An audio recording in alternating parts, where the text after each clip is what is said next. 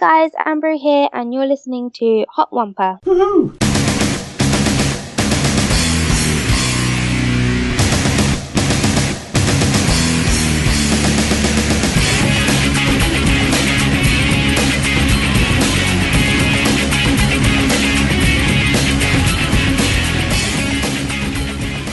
Okay, another Hot Wampa semi-special, really, isn't it? Yeah, semi-skimmed special. Semi-skimmed. I think of us more as full fat, really, for the podcast. I'm feeling full fat after an English breakfast this morning. You had one, have you? Yeah. Well, you know, I got up about half hour before you came round. Like me Saturdays. We're going to be looking at and talking about the London Film and Comic Con. You went on the 30th of July. That's Saturday right. the 30th of July. I didn't go, but you went down there with a party of around a dozen or so, didn't you? Yeah, there's a dozen of us, so a good number of us. So it'll be the awkward thing of me not knowing what I'm talking about and Mark having all the stats on board for this, but we'll try and hash out something of a special on the London Film and Comic Con. We've just laid down a commentary for a photo slideshow. Again, that's going to have to be released depending on feed space, where and when. It'll go straight onto our YouTube so people can see that. I've still got a bit to do, a little bit of editing on it, but we've just put down the audio for it. Some great photos on there from cosplayers of the day, and obviously mine and Mark's commentary on there too. So that'll be going straight out to YouTube when we've got it out, and this will be going out when we can. Bit of a coup for us, really. We've had audio reviews and written reviews, and you've even interviewed a person or two on site. Yeah. We've got our first ever Skype podcast interview today with a cosplayer who went both to London Comic Con and Star Wars Celebration. Yeah, it was quite a coincidence. Well, not a coincidence, I guess it's something she really enjoys. And at the celebration, I mean, you had a couple of photos with her, didn't you? Yeah. And just by chance at the LFCC, she was there on the same day. I managed to, get a photo with her, exchange sort of a Hot Wampa card, and then from there we've sort of laid down an interview with her, which we recorded yesterday. So we were extremely grateful to get that. I mean, we've had reviews and, like you said, interviews and stuff before, and when we've talked to people about conventions and that, it's always been people that tend to be like us as fans, never from somebody who's a cosplayer that attended. They're obviously also fans, but they take that fandom that little bit extra and turn up in costume or what have you. So it's great to get an interview from someone that went from that side of fandom, really, and you got that to look forward to later in the show. Yeah. So yeah, I mean, we're really lucky. That's Amberoo, and fantastic stuff. So we'll have a listen to her later on. You said you went down with a party of around a dozen, Mark. Yeah. One of your number did go and cosplay, didn't they? Yeah, Carl Irons. The big guy. The big guy. I mean, it was his first time, really, and it's interesting. He went as Tony Stark, and people were saying he looked more like David Guest. But he had the Iron Man arc reactor on his chest with the blue light, which is a nice little prop. He darkened his hair and grew a beard and shaved it appropriately. And he went for it. I wouldn't say full cosplay, but fair play to him. He made an effort. I went in full Hot Wampa t-shirt mode. That was about it. But he was surprised the first couple of times he was approached for photos. Really, Yeah, I mean, it probably is. If it's the first time you've cosplayed, I guess that some of the sort of veteran cosplayers, they're used to people stopping and asking him, but... Yeah, and people like Captain America, obviously with Captain America Civil War recently, wanted like a versus photos, things like that with them in the middle, and he was quite taken aback by it, but by the end of the day we were walking around Chinatown and, he didn't really realise he was still in cosplay, so... He grew into the role, did he? Yeah, definitely, Quite happy with it. Did anyone say anything sort of prior to getting to the convention? Like, did you go down on the train? We went down. Yeah, we got the I think 9:25 from Ely down to London, and then changed in the underground and then overground to Kensington High Street, and got off at Olympia down there. So, magnificent venue. I mean, comparable to the XL. Obviously, both of those are purpose built for these kind of things. What I will say this year, they seem to expand it, and I think you talk about it in the commentary, Dave, that there seems to be a lot of space. And it was really busy, but you never felt like restricted or sort of trapped in any way that you can move. And when we arrived, I mean, we thought, here we go, the queues. No queues at all. It felt a lot more relaxed than the celebration. We did have a bag check on the way in, which is fair enough with recent events in London. But we just sort of moved through really quickly. Unfortunately, we split up, but I think that always is going to happen. When there's a dozen of you, you're not going to be able to stay together all the time. Different people want to see different things, and it was the Flower and Hand, or Hand and Flower pub opposite on Kensington High Street, where we arranged to meet up again. That was your emergency rendezvous? Yeah, definitely. Emergency pint, I think, that's something these people always agree on, isn't it? Yeah. You find a pub and that's where you make a beeline for if you're separated or... That's right. Yeah. I don't know if they banned cosplayers this year, but last year... What, in the pub? Yeah, last year. I mean, there were drunk Wonder Women and Batmen and stormtroopers and it was great to see the people getting more and more drunk in their costumes. But this year there was only like a snow trooper out the front, sort of patrolling up and down, but none actually inside. He was the doorman, was he? Yeah, he was the doorman. Yeah. I've just got this picture in my head now of all these different cosplayers from different franchises and genres in there, and then somebody sticks Ballroom Blitz on in the music, and next thing you know, there's stalls and Batman's having a pop at Spider-Man, and Wonder Woman's piling in, and there's some Ghostbusters having a go, and it's just all flying around in there. A proper brawl. A proper good old brawl, Western whiskey. But this kind of thing, you do get a right mashup of different, Hannibal, Mads Mikkelsen was there, so you had people dressed up as basically cannibal victims and things like that. They're just a wide range of people, not just your DC, Marvel, Star Wars. It was lots of different things from television and film. So there's different levels as well that people take that sort of cosplay and that dedication to, isn't it? I mean, there's some people that might just perhaps wear a t-shirt or a mask or something like that. Some people might make a real effort and go like the whole distance and really look the part, or you might get some people that are a mashup possibly of two characters or two genres or more even. That's right. I think we saw a Space Marine with a TIE Fighter pilot mashup, and things like that. It's just and a Stormtrooper with a Batman insignia and things like that. So yeah, and a lot of these are homemade, and a lot of effort has gone into them. You can't just buy it pre-packed on from the website somewhere. We've got to be careful when we talk about mashups, because I got one wrong on the Star Wars Celebration photo slideshow. What was his name? Dirge or something? Dirge, yeah. He's some warrior from the I don't know, from the further expanded universe. I don't want to say what part of the expanded universe, because I'll probably be wrong and out on that. But I wasn't aware of the character before, so I mean, we got corrected there, and we do want to try and be spot on if we can. So if people see or hear something that we've got wrong, then please let us know. It's like you say, Dave. We always appreciate feedback, even if we're wrong. And it was typical on that day. It was pointed out, but fair enough. So. Oh yeah, no, fair play. I mean, we want to try and be as spot on as we can. So if people do notice or pick up errors like that, they're errors made in good faith. But by all means, please let us know so we can sort of look to address that in future. But yeah, I mean, that's one of the things. I mean, we've talked about a lot of the stalls and stands and stuff. I mean, we've had a look at some of the photographs just now, and there seems to be a lot of sort of table and card type games on the go. Yeah, that's right. On the first floor, you had Star Wars board games and a lot of like crowd-funded games. There's an Evil Dead 2 board game that people are trying to get financed, and it was interesting. I bought so it's almost like an expo in a way for people that have come up with their own games based on a concept or based on something they're a fan of, and they're hoping that someone will see it and help them to take it further, or they're just basically showing it off. How does that work? Well, I think they invite you to come and play, have a go, see if you enjoy it. Like this game, Bucket of Doom, which I don't want to go into too much, but it is a card against humanity kind of game where you have a scenario, you look at your cards and try to play the funniest card. So there are some sort of risque cards that you wouldn't show your mum, but with a group of mates in the pub, it's good fun. So while it all kicks off around you, while the Ballroom Blitz is playing in the background. But I do find, I mean, particularly in countries like the Netherlands, I've been into pubs, sat down and had a beer, looked across to the other table, and people would be playing, like, I don't know, sort of card games, like fantasy card games or role-playing games, in the actual pub. And I don't think you would see that in UK, unless it's maybe a student town where people do that sort of thing. But yeah, it's not something you see in the Minster in Ely anymore. No, you might get a lone individual doing a crossword or something, but that's about as far as it would be pushed, wouldn't it? I think we've all had a few crosswords in the Minster. Yeah, I don't know. I haven't been in there about 20 years. I'm still not sure if I'm still allowed in there, actually. I've seen your photo up the back, actually, Dave. Yeah.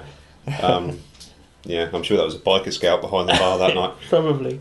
Yeah, but I mean, like you say, I mean, these people, they've come up with something and they want to show it off, and fair enough, and that looks really interesting. One of the things that struck me looking at your photographs, I mean, I've commented on there being space, so I don't mean that the convention itself hasn't utilised its space in terms of its stands and its stalls and its various expos and exhibits and that sort of thing.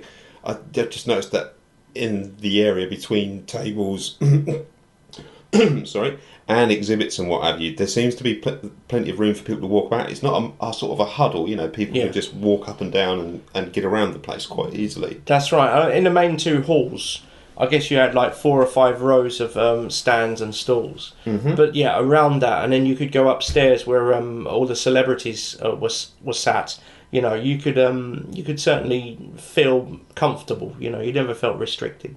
No, I mean, that's what you want. You want to be able to get around and look at things, don't you? And have that bit of room if you want to take photographs and stuff like that. And it certainly looked very light in there. I mean, the sort of photographs, they seem very sort of, bright and good for that sort of thing. Yeah, and I mean, the ticket price was it £17, which is more than reasonable when you're going to see, you're going to see a lot of famous people in the flesh, mm-hmm. quite close up, And it's a fun day out. I mean, my friend Neil Walker, it's the second year in a row he's come down with me, and he brought his son Aaron again, and Aaron loved it last year, wanted to come back this year, and they spent more or less the whole day in there looking around, spending some money, which I guess when you're with your kids, you're going to have to budget. You run that risk. Yeah. They spent the whole train journey playing Pokemon Go on the way down there. What, they were picking them up on the rail line? Yeah, apparently. Like dead Pikachu on the line. But but they really enjoyed their day. My friend Dean Armstrong, he brought his daughter Neve. Last year he brought his son Lewis. This year he took his daughter down there, and she was really into it, had a good time, had a lot of fun having photos taken with various cosplayers and things like that, which is, mm-hmm. as we've spoken about, one of the highlights of the day, people dressing up as their favourite characters, and more than willing, to have a photo, even later in the day when they're obviously a bit tired after walking around all day. So yeah, I mean, they really do hang it out, these things, the cosplayers, they really do help make the day. And like I said, we've got an interview with a cosplayer that went to both Celebration Europe on the same day as we did, Friday the 15th of July. And then you ran into her 2 weeks later at London Olympia. Yeah. And that cosplayer is Amberoo. She's quite a prolific video blogger over on YouTube. She's got some great productions there. We came across her, we recognised her, we thought we'd approach her for an interview. Well and behold, she's been gracious enough to do that for us. Yeah. Which is fantastic. I mean, we really appreciate that.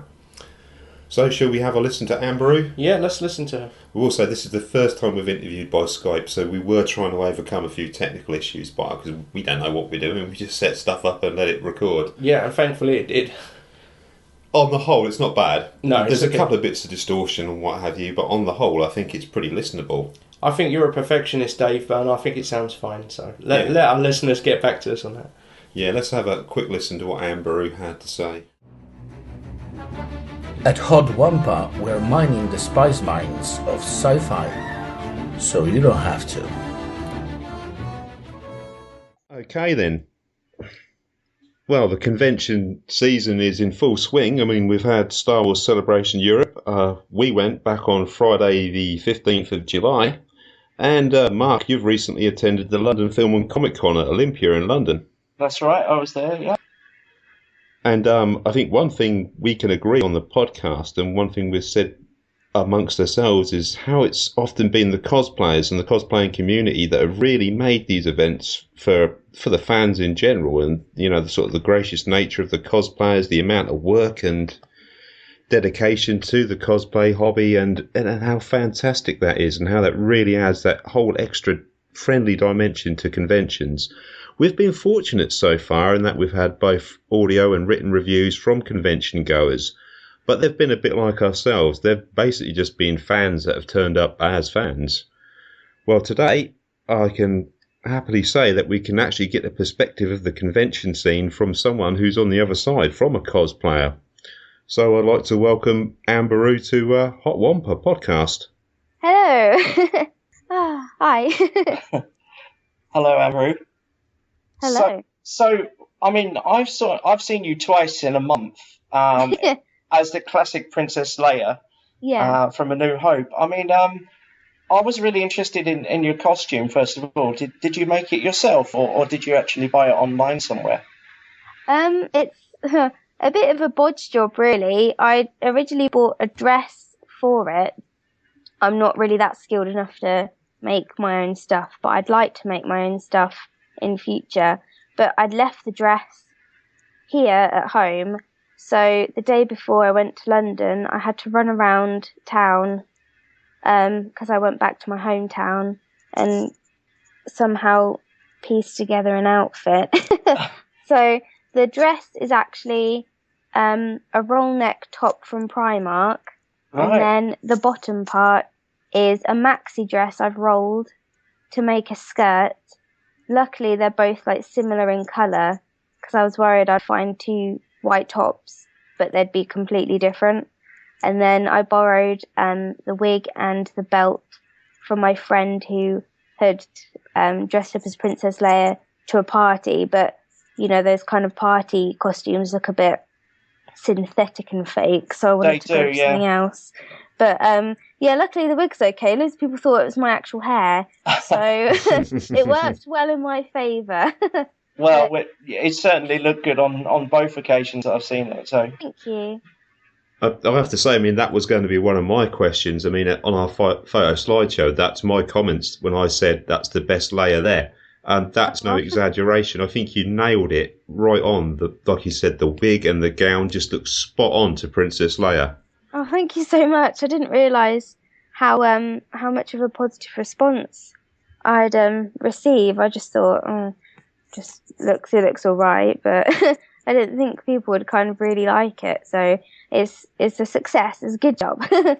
No, it's spot on, bang on. Thank you. I'm a bit picky. I'd like to have like the flared sleeves that she has and the hood, but that would be something I'd either make or somehow piece together again in future. But it's a good outfit for now.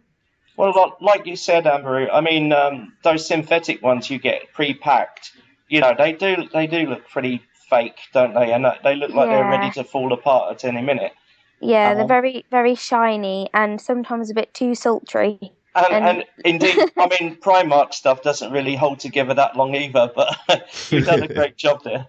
Thank you. Yeah, I'm surprised it's lasted without being getting too grubby, which is good. What was your overall experience of Star Wars Celebration Europe from the cosplay perspective? Did you find sort of generally people were very friendly and positive towards you, or look, other people in the cosplaying groups, you know, ask you questions about your costume and how you went about putting that costume together? I absolutely loved it because I like Star Wars, but Star Wars Celebration, that's obviously when the big fans go. So I was slightly worried that my costume wouldn't kind of meet to their standards, even though like cosplay is, you know, costume play is for everyone and, you know, you can wear whatever you like. But I personally like to look as perfect as the character as possible. So when I got lots of people complimenting the outfit and stuff, I was like, "Ooh, I've done a good job." And what made it for me was when I saw loads of little kids and they saw me as Princess Leia and not just some random person in a costume. And they're like, "Can I get a picture?" And all the parents are like, "Oh, my son or daughter wants a picture with you," and they looked really happy. And that's what I liked about that the most, is just making kind of kids smile and stuff. And if I got like a proper legit outfit, I'd like to do like charity work. So, you know, when they go visit kids in hospitals or go to parties or whatever, that would be a fun thing to do. Yeah, that sounds really rewarding, doing something like that. So. Yeah. doing something you like and then making other people happy at the same time is like it'd be a good job or a hobby to do on the side.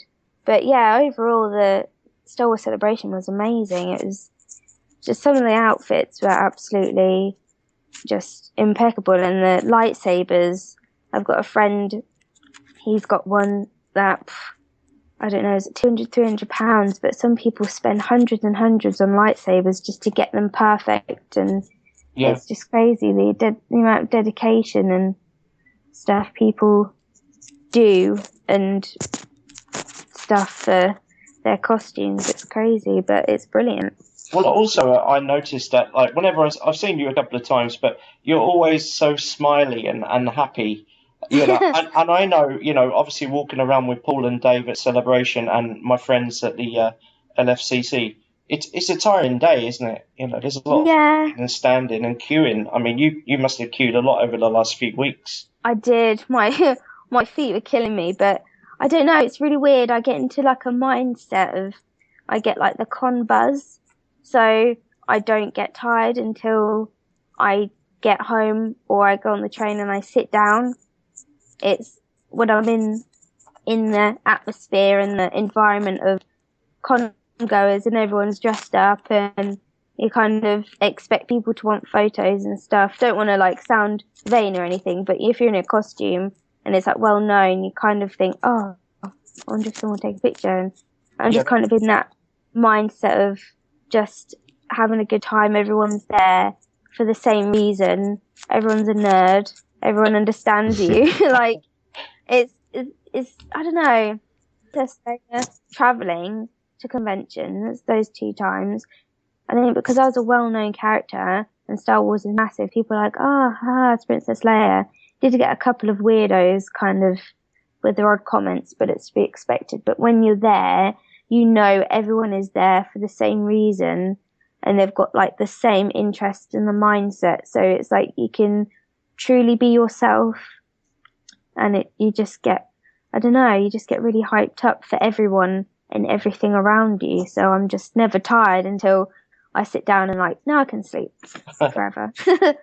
I agree. That means there's like a spirit to it, almost like an adrenaline, sort of a really strong feeling when you're there, that it's just a wonderful event. I mean, but you guys as cosplayers, I mean, I'm sure Mark will say the same, but when we got there in the morning through to when we left, I mean, for a lot of you guys, it must have been a really long day. And yet even the cosplayers we had photos taken with, right at the end of that day, they were still polite, they were still friendly, and you know, hats off to the cosplaying community, because how many times must these guys have been asked for a picture or to pose or, you know, be part of a group photo throughout that day, and yet everyone was just still so happy and still so friendly. And I think that ties in a little bit to what you said about that whole convention feeling, like that adrenaline, like that spirit that it was there on the day. You know, it's fantastic.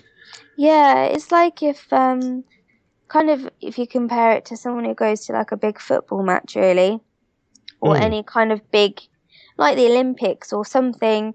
If you're a massive sports fan and you go somewhere where it, you know, like the Olympics or a big game, you get kind of joined into the hype. Everyone's there for the same reason. Everyone's excited, you know, and you just kind of really get going and buzzed, and you're just like, yeah, I want to have a good time, and just like so much fun. It's almost tribal, but it's so infectious, isn't it? Just such a great vibe there. Amberoo, I just wanted to ask, I mean, you've got your YouTube channel, haven't you? Where you've got some good videos on there. And I know you've had some, you've got a few photos with celebrities from particularly the LFCC. Oh, yeah. And I just wondered if you're dressed up, you know, in costume, do you think it's easier to communicate with the famous people? Do you think they appreciate it more? Honestly, I think so. Like, when I was walking around as Princess Leia, and I got a photo with Dave Prowse, and he suggested that I sit on his lap, which was really funny. It sounds a bit dodgy. It does sound a bit dodgy.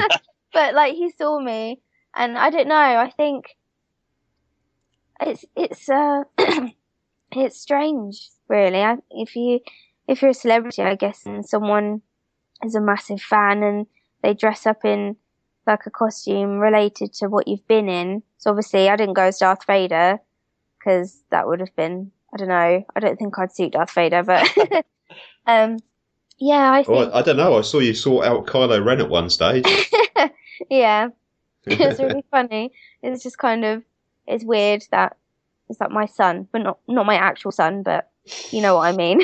Yeah. But, but I think, I don't know, I think celebrities probably feel a bit honoured Yeah. that someone, especially if it's like a really elaborate costume or a character they've played, and someone's taken the time and the dedication to create an outfit exactly like theirs or something.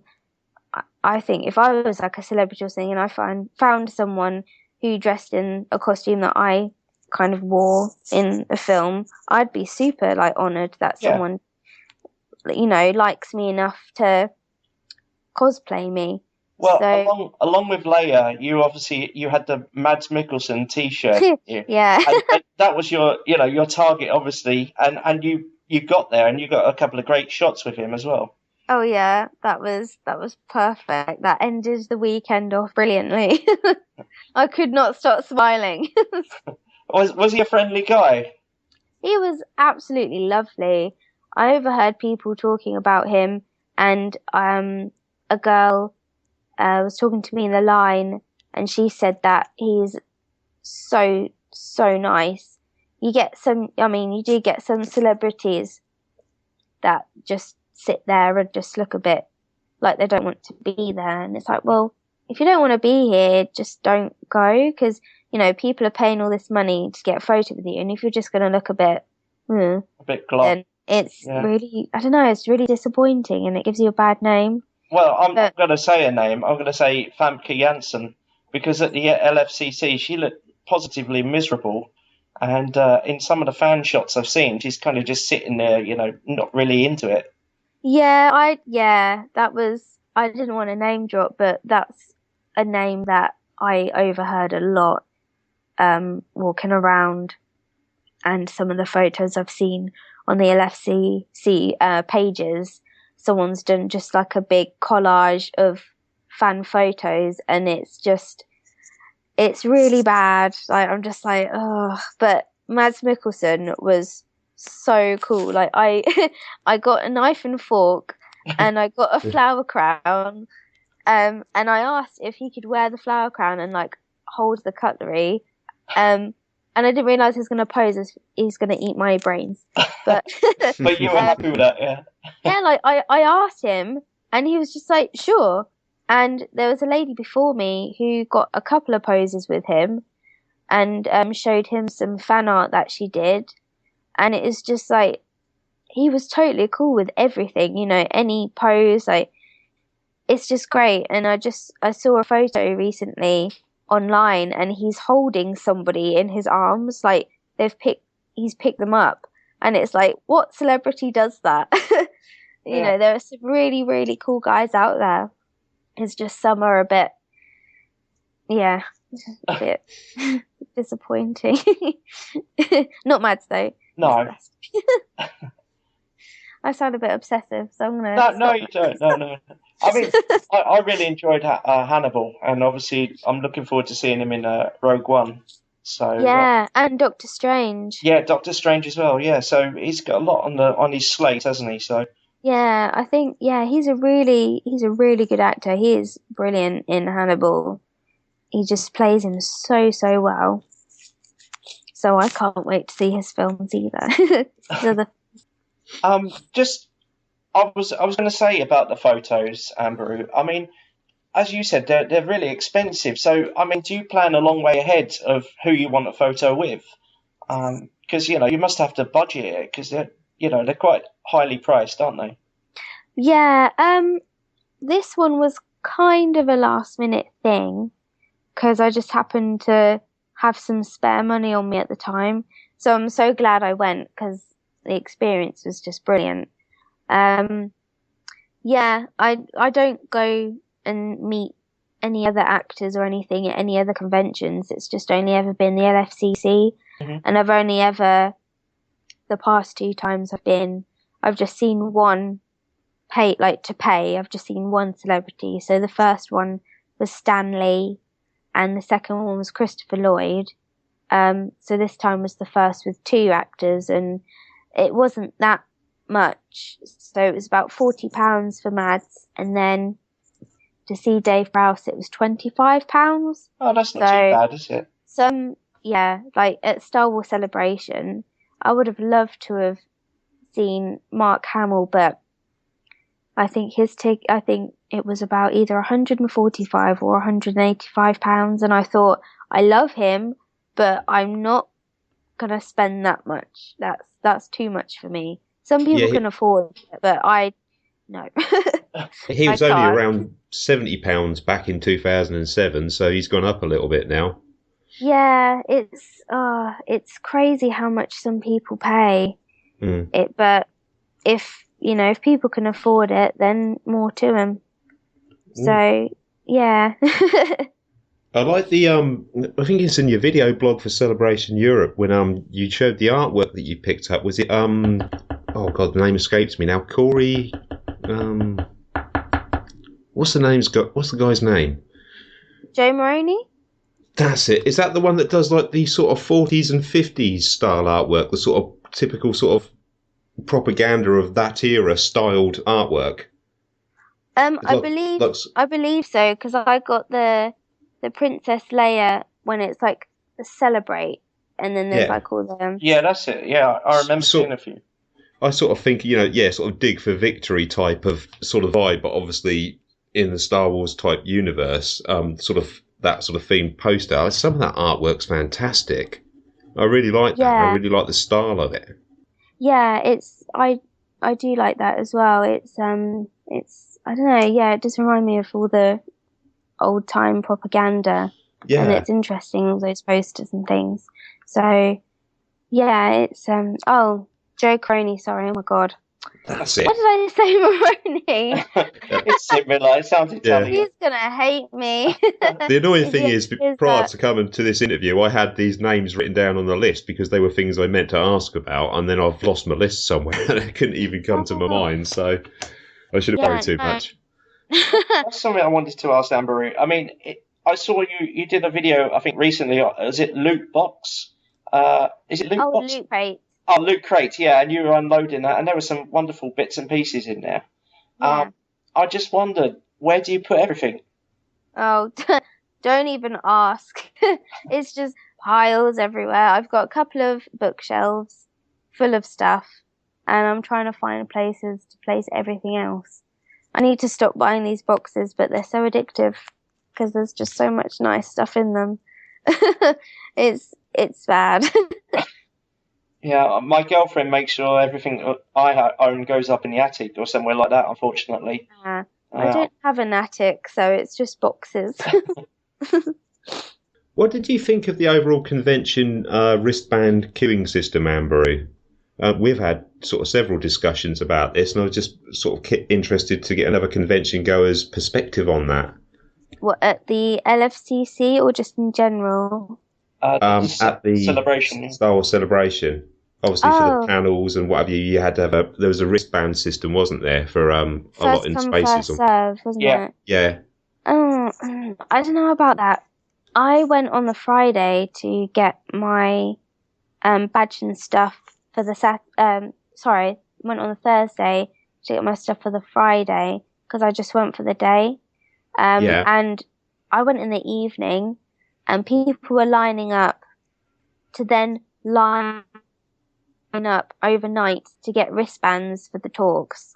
And I just thought, I couldn't sleep over. I couldn't stay because they started selling them, giving them away at like 6 a.m. Yeah. So it was just, I don't know. I overheard somebody giving feedback about, people in wheelchairs or disabled people or people with kids that wanted to go. Obviously, they didn't really get much of a chance because they would probably have gone by the time they'd have arrived at the convention. So I understand that aspect. You know, sometimes I think it is a bit unfair for disabled con-goers in that I think it's getting fairer, but at the same time, a lot more could be done for it to be kind of equal for everybody. I think there's kind of two ways of looking at it. I mean, we only went down the Friday, and there was no way we were going to get over early to pick our tickets up, much less anything else. No way. But no, we didn't stand a chance in hell of doing that. I suppose there is always the argument that to those people that are going to go that extra mile, you know, that maybe they deserve it. Yeah. You know, if you're going to sit out all night, you at least deserve an hour's panel or something like that. Yeah, but then if people that can't afford to do that, then yeah, it's I don't know. We were disadvantaged in the same way, it's really. a touchy subject, I think. Yeah. Living in Cambridgeshire is a disadvantage for us, so. Well, yeah. Yeah. But I mean, I remember 2007, some of the sort of more minor panels, you could just walk into them, literally. There wasn't the sort of wristbanding system. It was literally a queue, and then they cut it off at a number, you know, to get into anything. Yeah, I think that the more this happens, obviously, as the years go on, the more and more it becomes more popular. So I started going to the MCM Expo. Well, it was called the London MCM Expo, but it's now London Comic Con. Back in 2007, and it was literally two of the halls, and that's it. But now it's literally the whole thing. So just where over is that, Amberoo? Is that at the XL or Olympia? Yeah, sorry, at the XL. At the XL. At the XL building. Mm-hmm. That's where they've always held the MCM Expo. So nowadays it's crazy. So was it October or May? It was over 133,000 people went over the weekend. Wow. Whereas literally 10 years ago, it'd literally probably be, I don't know, you and the 100 people. Yeah, it's crazy how popular it's become over the years. Yeah. And I think it's becoming more and more acceptable in the public eye. I think some people still think of it as a weird thing, but I don't care. Well, my friend dressed up last weekend. You know, he went as Tony Stark, and it's his first time cosplaying, and he got like the blue arc reactor on his chest, and he dyed his hair and beard, and it was really good fun. And he was quite sort of taken back when people asked for photos. But by the end of the day, we ended up in Chinatown having some dinner, and he completely forgot they had his costume on, you know. So it just goes to show how natural it becomes. Yeah, it's great. Like when I was walking around traveling through London as Princess Leia, I overheard people saying, "Oh, Princess Leia, oh, Star Wars and stuff," and it's really funny. Like when you get the positive people, like I said, you do get some kind of negative Nancys that are like, "Oh, it's weird, blah blah blah," but you kind of just brush it off. As long as you're with people. If you're by yourself and it's a little bit daunting. I think that's right. Around in a costume, but when you're with people, it's fine. You've got backup. Yeah, there were a dozen of us went down there last weekend, so it's kind of a nice group. We split up and then met up again, and that was good. Do you have any? I take it you're going next year to the LFCC. And do you have any ideas for costume? Well, I'll hopefully go next year because there's one again at the end of the year because there's the spring one, the summer one, and the winter one. But I've only ever been to the summer one, so I might try and save money. I'm not quite sure. It depends on who the guests are. Yeah. I think that plays a key role, doesn't it?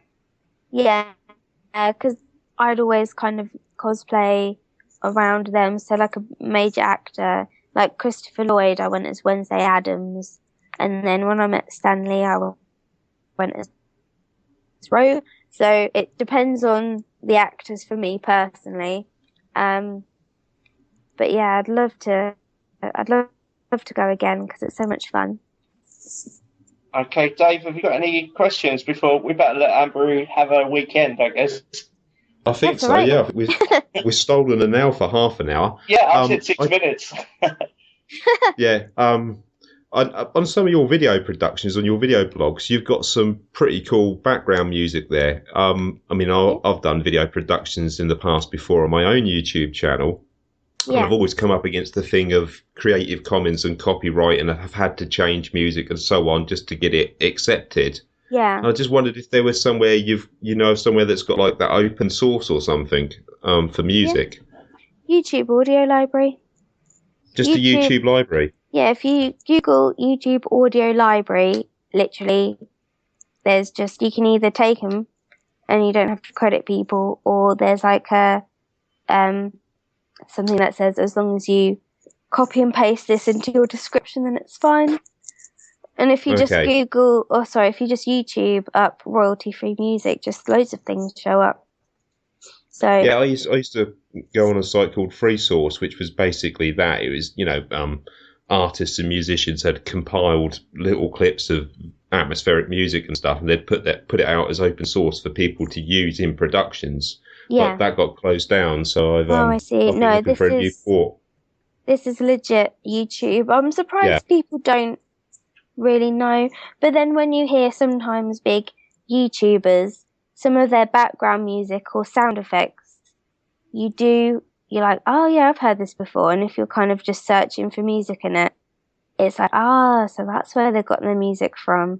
So it's just like a hidden source of royalty-free music, but I try to keep it secret, but at the same time, it's free, so anyone should use it. Oh no, we've blown that for you now. Sorry about that. Damn it, no. No, I'm not bothered. You get some good music on there. Amberoo, your YouTube channel is it Super Amberoo? Yeah, Super Amberoo is like one word together. So people should definitely check that out because you've got some really nice videos and. Thank you. No, and they're always funny as well, and I like the way you edit them. So it's like super fast, and you don't get a chance to sort of think, but it's just there. It's really good. Oh, thank you. Sometimes I'm a bit worried about my editing if I've cut it too much, so it looks too edited and cut. I would say too smooth. It looks really good. Don't worry. We've talked about the convention vibe here today, and I would say that there is some of that captured in your videos. So, there's a real good buzz to those productions you've put up there. Fantastic. I do like to keep it jolly because there are some absolutely brilliant like cosplay music videographers around, but sometimes they look like really like epic, super serious, amazing cosplays, and it's all super serious. But I just try and capture just the fun sides of the, conventions, and like try and get as many kind of candid, like funny action shots and scenes as possible, just to make it, feels like you're there. Which is surely only going to encourage more people to go, isn't it? If people see other people enjoying themselves and laughing and having fun, rather than like the serious, that side of it, as you say. So yeah, I'd love to be in a super serious cosplay video, like from Sneaky Zebra or something, but that's just a dream. But yeah, no, I know what you mean.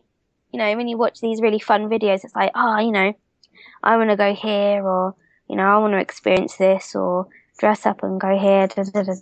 So yeah, hopefully my videos kind of inspire people to go to a convention.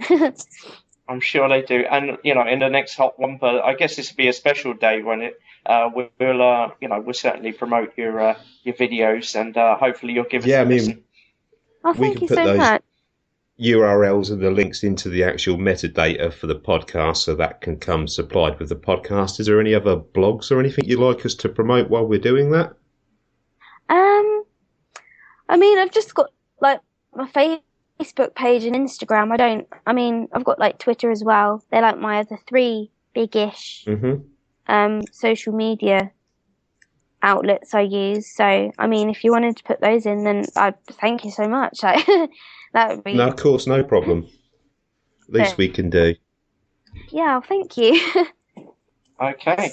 Well, if you ever get a chance to pop up to the Shire, we're happy to show you around Cambridgeshire. It's a bit dull, but we try to make it as fun as possible.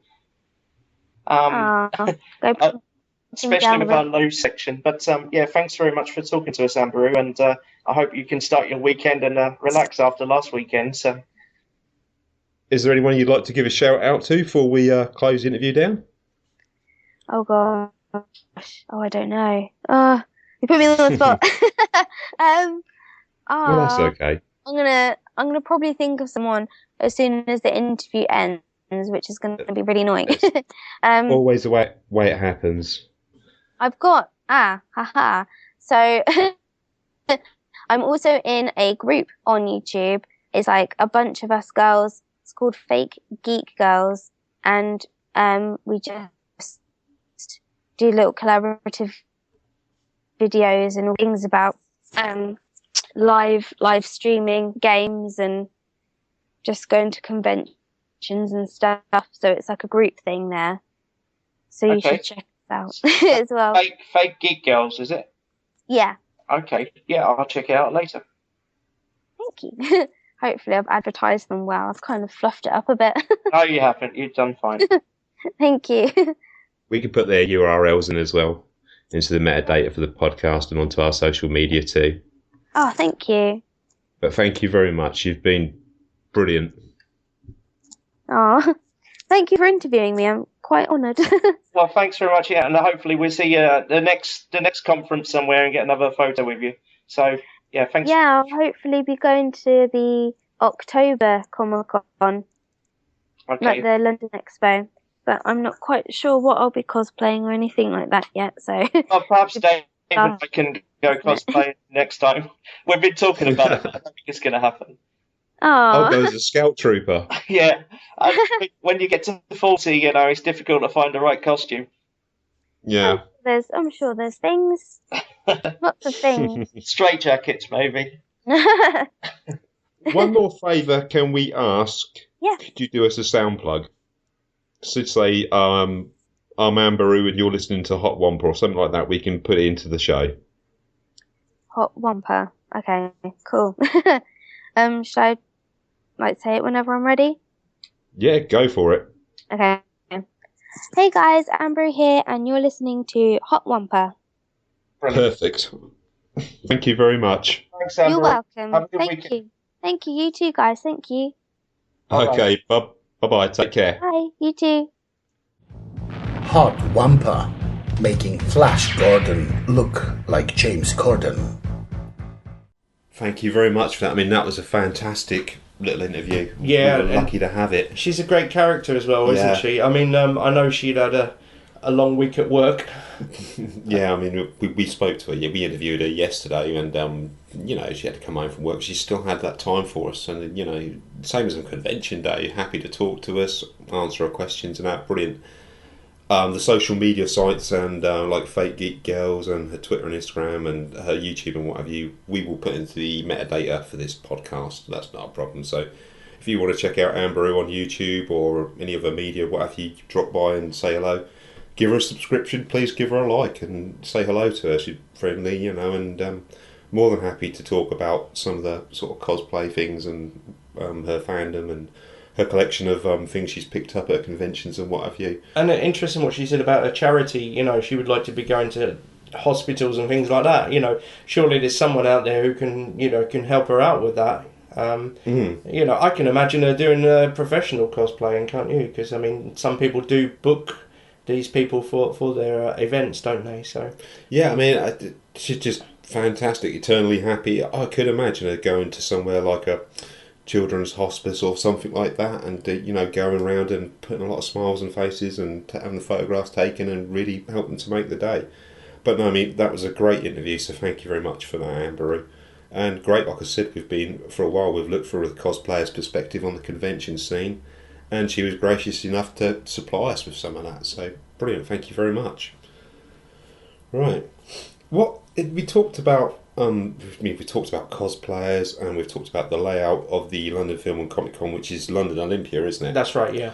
What do you think of exhibits there? Did you see much? Was it a case of stuff on desks, or did people have set up stands? Were there specific vendors that had gone there and to display it and sell their wares, or how did that work out for you? Yeah, I mean, the downstairs is always people selling their like T-shirts and comic books and different memorabilia, things like that. T-shirt stands like Last Exit to Nowhere. I regularly buy T-shirts. They were there. Did they have a lot of examples of what they could do set out then on the stand? That's right, yeah. And I mean, I imagine it's quite an expensive day for a vendor, so it has to be worthwhile. Yeah. On the first floor, they had the Suicide Squad original costumes that have been used in a recent movie. Okay. So that was a good exhibit to walk around and have a look at those. And then on the first floor, you obviously had the celebrity guests, which I think there were about 50 or 60, so quite a lot of people. Some were very visible and happy to even if it was an unofficial photo, you could go and have a quick cheeky snap with them, selfie or whatever. Some were a bit more hidden, like Dolph Lundgren, Jeremy Renner, Famke Janssen. They were sort of like a bit more masked away. They didn't tucked out of the way. Yeah, I mean, Famke Janssen. I spoke about this in the Amberoo interview. Didn't seem very happy at all on the day, and I heard that. And it's funny when you hear different people walking around saying the same thing. So it's not just a one-off, but obviously these people are being paid to be there on the day, and obviously receiving money, for each autograph and photography session that they do. So you'd expect them to do it with a smile on their face at least, wouldn't you? Maybe it's just one of them bad day at work things that we all have sometimes. You never know, do you? How much was it for a photograph of Carl Weathers? Carl Weathers, I think it was about £35, something like that. Well, that's not bad. No. Do you reckon if you paid £35, he'd let you have a quick video clip? I reckon he would. Maybe he'd even do a Hot Wampa promotion. Well, what I was thinking, if I'd have gone, and I'd got hold of him and said, look, can I just have a quick video clip for me, £35, and then do the Dylan, what is this Thai business scene, the old arm wrestler. Yeah. I'll see if he'd do that with me. I wonder if he's still got the guns. I wonder how many times he gets asked for a photograph with somebody with their fists up with him, sort of thing, sort of duck and weave type pose. Well, I think, Carl Weathers looked very dapper on the day, and he seemed very polite and friendly, It was the assistants that were there in the blue t-shirts, sort of chaperoning the celebrities, making sure that people didn't get cheeky snaps. But there's not a lot you can do really today with a modern mobile phone or quick snap camera.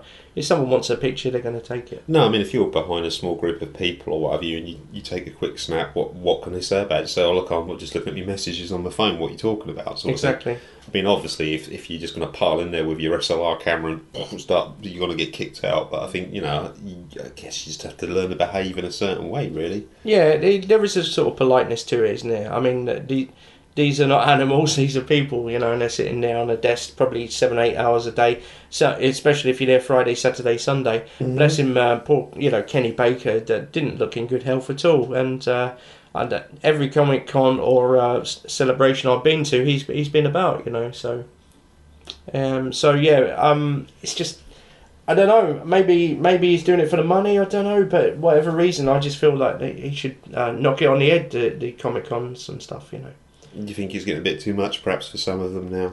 Yeah, even Dave Prowse looks, look fragile for a big man, and you think, well, you've done your sessions, Yeah, Darth Vader, Green Cross Code Man, you name it. Yeah, that's right. I know Amberoo was mentoring, she had a picture on Dave Prowse's lap, Or I think he suggested it, or yeah, perhaps he suggested it, but he did look quite happy in that picture. Yeah, big Dave Prowse there. I nearly said Big Dave Powell there. He's one of our listeners. I'm sure he'd love to go as Vader. Yeah, I'm sure he would. So it looks like a sort of really interesting day in that regard. I mean, we've talked about sort of the vendors and the t-shirts and that, like the downstairs being something of a sort of market area and that. Yep. I mean, I know when we talked about Celebration Europe, we talked about food and queuing and stuff like that. What was it like there for getting something to eat or a cup of coffee or taking 5 and taking a load off your feet? Was it quite well provisioned there? I mean, the XL certainly seems like a more modern setup. Yes. And it seems to be, the building of the place was, it took in consideration like that main sort of central area where you're going to buy food and stuff.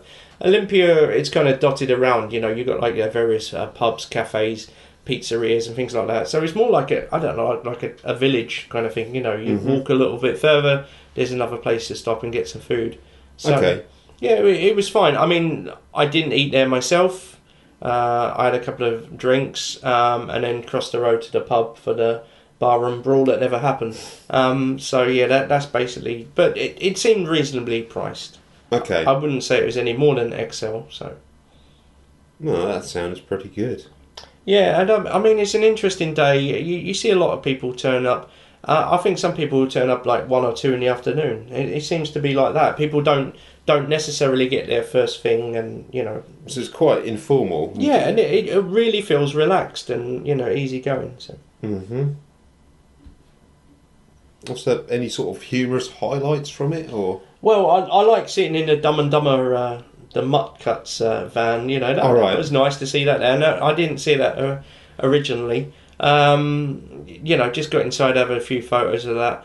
The chap who was wearing a West Ham shirt as a West Ham fan, I just ran up to him and said, "That's my favourite cosplayer of the day." Put my arm around him and had a snap with him. That was quite good.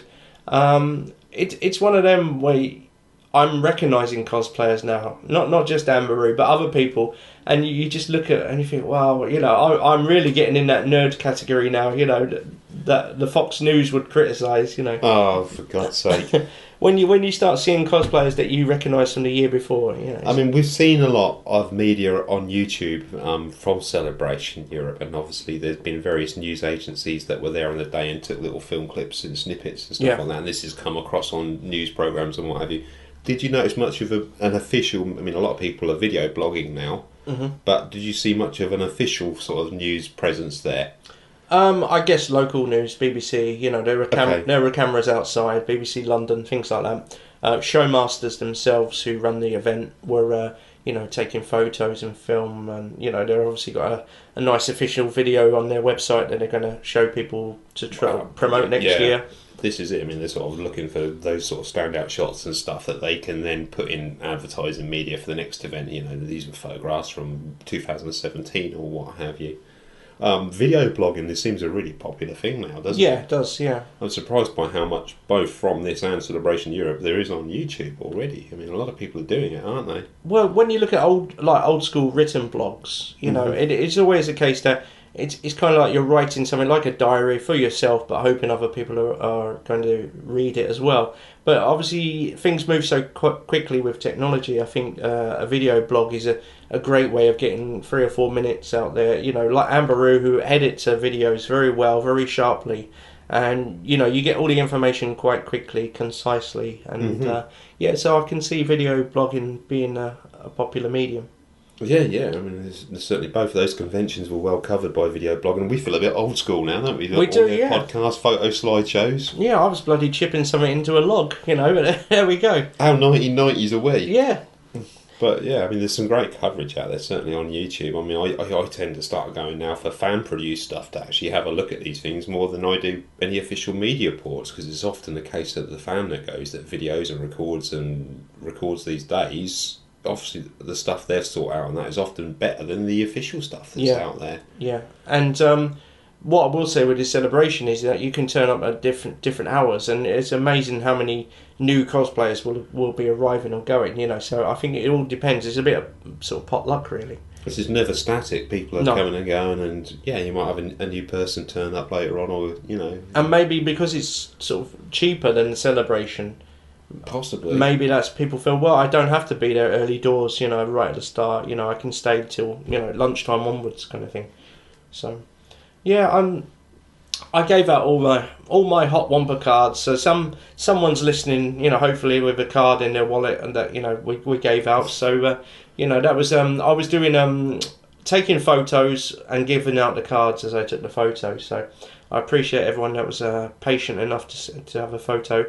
Probably the 50th or 60th photo they've had of the day, Yeah, their patience and politeness under those circumstances never ceases to amaze me with the cosplayers. I think I've said that before, because they sort of do it from start to end, don't they? And yeah, that's even right. there at the end, they've still got a smile on the face, and fantastic group of people. I mean, you can't speak highly enough of them, really, in that regard.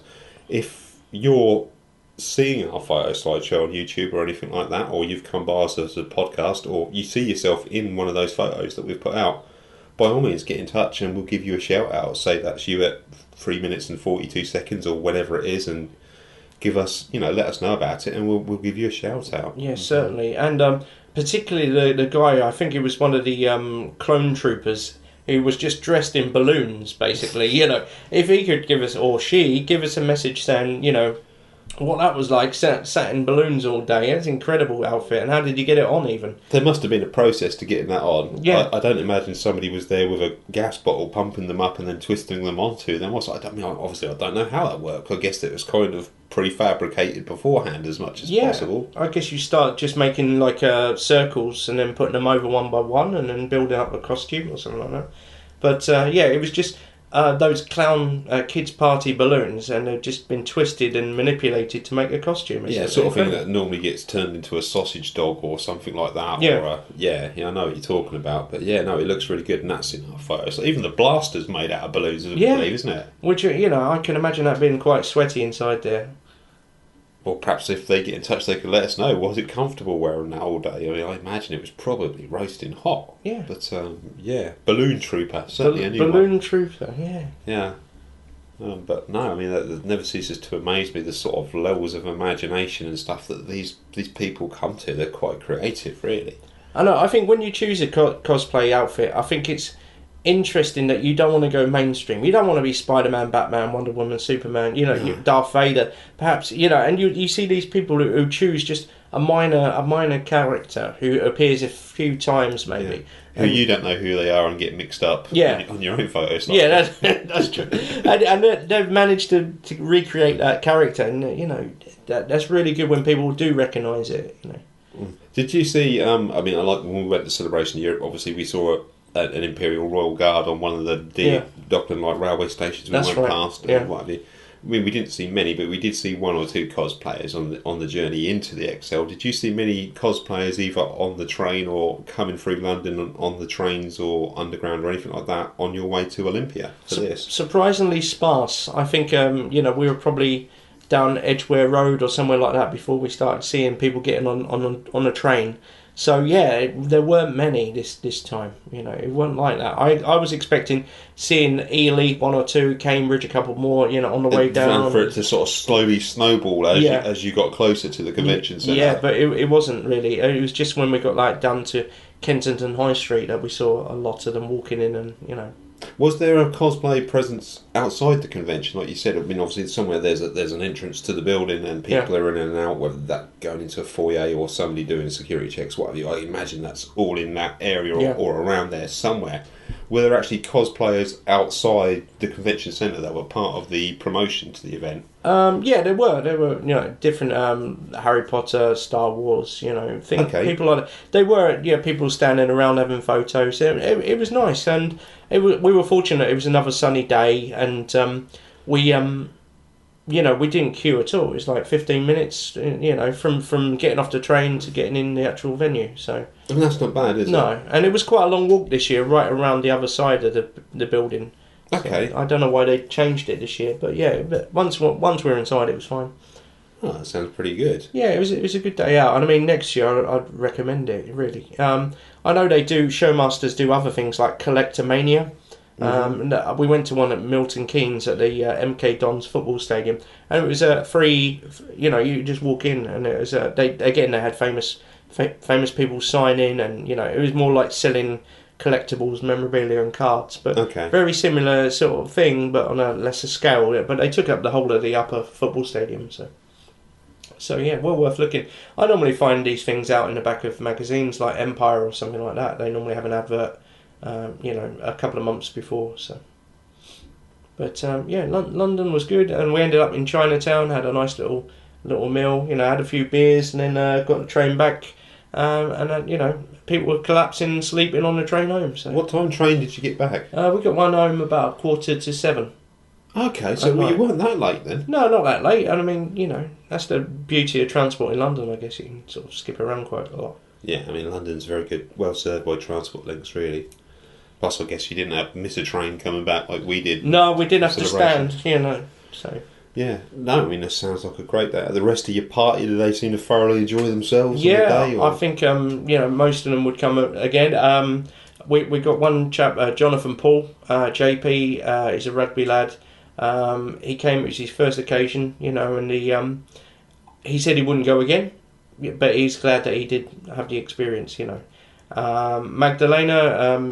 My former student, she's from Poland. It was her first occasion. She really liked it, and she's thinking about bringing her friends next time. So yeah, hit and miss, But I'm glad that they gave it a go. Is there anyone who was amongst your party on that day who we know is a Hot Wampa listener? Do you want to give a shout out to? Yeah, I guess Dean Armstrong, is a regular listener. So okay. Thanks to Dean. Thanks for bringing Neve with you. I'm sure hopefully you'll bring them both your kids next year. Yeah, one than the other. Yeah, it seems a bit unfair, really. But really good day out, and I'm sure Neil Walker will bring his son again next year. Is he a regular listener? Yeah, he's a regular. Fantastic. So hopefully we can go with a band of 20 of us next year. And multiply even more. Yeah. I think we've got to do the cosplay thing sometime. I'm happy to do it. I mean, we could do Batman and Robin or something. I don't mind. No, that'd be like Fools and Horses. Yeah, exactly. I'm happy to slip the tights on again. Yeah, give us your money. Evening counsellor? No, I can see that working. But, okay, well, I don't know really much. You can talk much more about London Film and Comic Con. Is there anything else you want to sort of touch on while we're on the subject? I would just say, organisation spot on once again. Showmasters, they've got the relaxed feel about it. You don't feel rushed, you don't feel pushed, and you're not queuing very long. So, I mean, that's one of the advantages. And you are going to see, famous actors, actresses. You are going to see them because you're going to be walking past them. It's not like they're hidden away. So I think that's one of the big things. I think that's possibly as well because it's an annual event, isn't it? It's not like Celebration where you'll get it come to the country once a decade or something like that. It's almost sort of generational like that. So I think maybe people are a bit more relaxed and, well, I couldn't make it this year, but I'll definitely go next year. Yeah. There's not quite the sort of rush for all of those fans to hit it in the case of 2 or 3 days once a decade or something. Do you know what I mean? Yeah, that's right. It's like one of nature's events when, once every... So there's a migration, and if you're there at the right time, sort of thing, it's not quite so tight in that regard, is it? No, that's right. So and for families, it's very accessible and fun, and like all these events, you're encouraged to get dressed up, go down there, have fun, meet people, have photos taken, and just enjoy yourself, really. I mean, really, all we can do is point listeners back to Amberoo's video blog from a day. Which is perfect, yeah. A great collection of quite fast-moving clips that really capture that feeling of the day, and it really gives you an idea of the sort of space in the convention centre and the different cosplayers that were there, that variation, and yeah, looks like a great day out. Yeah. So I don't know as much more we can say. This is to come. Photo slideshows to come, feed space dependent. I think we've got to try and get another audio program in this month at some point, haven't we? Yeah, that's right, yeah. One more audio program this month. That'll be in a fortnight. Quite what we'll be doing, I don't know. We might even be back to more of a regular formula by then. Yeah, it could well be. Summer might be over by then, knowing how it is in England. Yeah, the heavens could open and we could be back to a more normal show. Yeah. So, yeah, I mean, thank you for listening. Any new listeners that have come to us via the London Film and Comic Con who got shanghaied by Mark and ended up with a Hot Wampa card in your hands, the same as the Celebration Europe listeners, welcome on board, and thank you for coming by and giving us a chance and having a listen. Thank you to Amberoo, and obviously we'll be putting the links we mentioned into the metadata of this podcast for her. Really great to get that interview. I think we need to look to do that more often. If people agree to do it, just go via Skype and record that. Well, like you said, Dave, I mean, it is difficult, isn't it? I mean, when we ask our regular viewers, listeners, who like the show for a 1 minute audio review of a film, it's really difficult for someone to sit down for 1 minute. The feedback is so difficult to get back. Yeah. Until you get a fact wrong. Yeah, and then people are on you. But I mean, Amberoo was very, very gracious and gave us that interview. So. Very accommodating, and it's fantastic. And I'm sure we'll probably hear more from her in future. I hope so. Yeah, I asked her for some more collaborations in the future. So I mean, that's it. But I mean, perhaps we need to start, looking to chase more people up and see if they're prepared to do that, to Skype with us. I mean, we've had it's not perfect. I mean, there's a few tech issues with it, but we've had a good dry run there, haven't we? Yeah. In that interview, and recorded that, and I think it's, on the whole, it's gone pretty well. Definitely. So it's like I said, we've still a few tech issues to iron out there, but I think that's looking promising. Yep. So so we might as well close this up then, because with this in our interview, that's over an hour we're giving out there. Well, there we are. Well, thanks very much, for listening, and we'll hear from you, and hopefully soon, and we'll be back on the audio waves in 2 weeks. Yeah, audio waves in 2 weeks, plus we've got photo slideshows and all sorts of goodies coming still, so, we're not going away. So, we'll be back in another fortnight, and take care, and we'll see you then, and thank you for listening. Thanks. Of all the podcasts in the galaxy,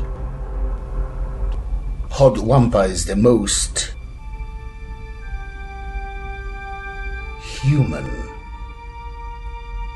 Others?